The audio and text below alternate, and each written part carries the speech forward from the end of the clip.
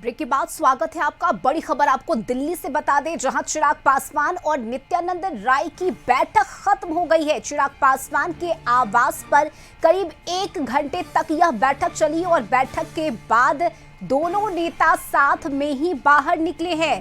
Seat sharing पर ये कहा जा रहा है कि सब कुछ ठीक है, ऑल इज वेल है। तो देखिए, करीब 1 घंटे तक ये बातचीत हुई है नित्यानंद राय और चिराग पासवान के बीच और दोनों नेता एक साथ बाहर निकले हैं। दिल्ली से ये बड़ी खबर हम आपको बता रहे हैं। इससे पहले जब नित्यानंद राय चिराग पासवान के आवास पर पहुंचे थे, उस दौरान चिराग पासवान अपने घर पर मौजूद नहीं थे। नित्यानंद राय ने उनकी मां से मुलाकात की और दोबारा से नित्यानंद राय चिराग पासवान के आवास पर पहुंचे। करीब 1 घंटे तक दोनों में ही बातचीत की गई है। दिल्ली से हमारे सहयोगी अंकित इस वक्त जुड़ गए हैं। अंकित, देखिए, बातचीत खत्म हो गई है, बैठक खत्म हो गई है, दोनों साथ में ही बाहर निकले। ये भी कहा गया है कि सब कुछ ठीक है, ऑल इज वेल है।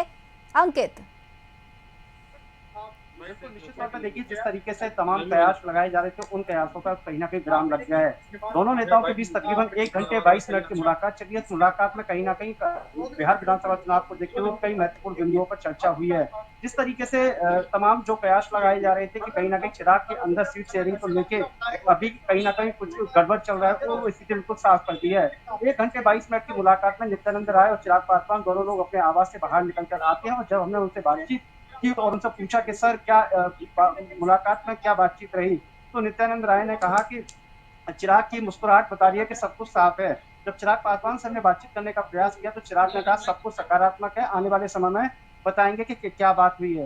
निश्चित तौर पर कहीं ना कहीं जो तमाम प्रयास लगाए जा रहे थे, अगर हम बात करें इससे पहले नित्यानंद राय सुबह आज उनके दिल्ली स्थित आवास पर पहुंचते हैं और जब तक चिराग पासवान अपने मंत्रालय निकल गए थे रश्मि, उसके बाद कहीं ना कहीं चिराग पासवान के मां से काफी लंबी मुलाकात नित्यानंद राय ने की थी और तकरीबन 40 से 45 मिनट की यह मुलाकात हुई थी।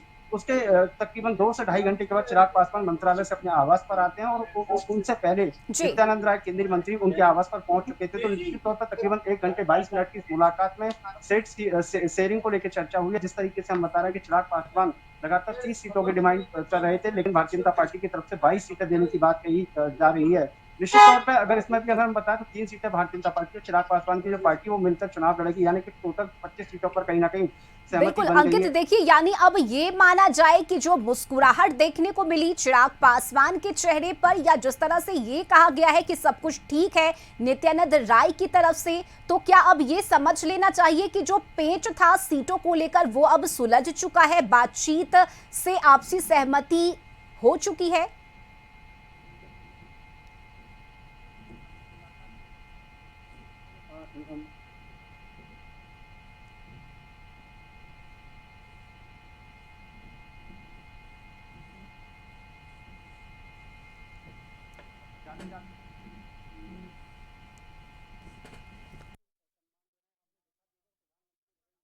मोदी कई मंचों